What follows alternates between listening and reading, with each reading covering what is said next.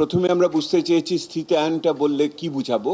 তো সেখানে হলো আমাদের কাছে প্রথমেই হলো যে আপনার দাম, জিনিসপত্রের দাম, মূল্য স্থিতিশীলতা। দ্বিতীয়ত আমরা দেখেছি যে ফিসকাল ট্রেড অফ, অর্থাৎ যেহেতু সম্পদ কম, এক জায়গায় দিলে আপনি অন্য জায়গায় দিবেন, কিভাবে দিবেন সেই সিদ্ধান্তটা আপনার আসতে হবে। তৃতীয়ত আমরা বলেছি ঋণের দায় অনেক বেড়েছে, ঋণের ডেট সার্ভিসিং এখানে ইম্পর্টেন্ট। নতুন বেতন কাঠামো দিতে হবে সরকারি কর্মকর্তাদের, এবং আপনার এটার সাথে খাদ্য নিরাপত্তা। এই পাঁচটা জিনিসকে আমরা চিহ্নিত করেছি স্থিতায়নের ক্ষেত্রে গুরুত্বপূর্ণ হিসেবে, একটা বিষয় হিসেবে।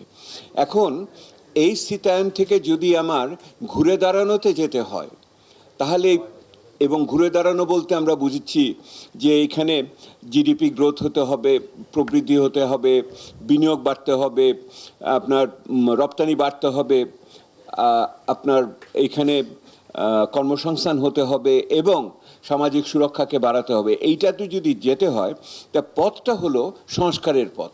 ওই দেখেন সংস্কারের তালিকাটা বেশ লম্বা।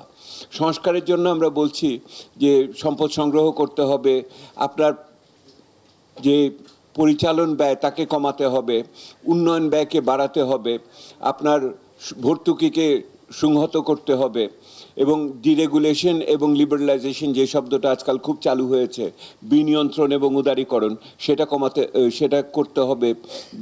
আপনার স্বাস্থ্য, শিক্ষা এবং সামাজিক সুরক্ষার বিষয় রয়েছে, এবং এটার সাথে আপনার ব্যাংক রিফর্ম আর এনার্জি সিকিউরিটি, আপনার ব্যাংকিং, আর্থিক খাতের সংস্কার এবং জ্বালানি খাতের নিরাপত্তা, এটা রয়েছে।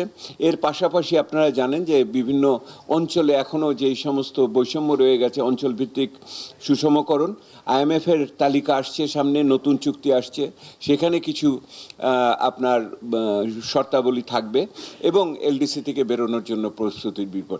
এই এতগুলো কিন্তু সংস্কার যদি না হয় তাহলে এই স্থিতায়ন থেকে আমরা ঘুরে দাঁড়ানোর ক্ষেত্রে যেতে পারবো না। এইটি হলো আমাদের মৌলিক কথা।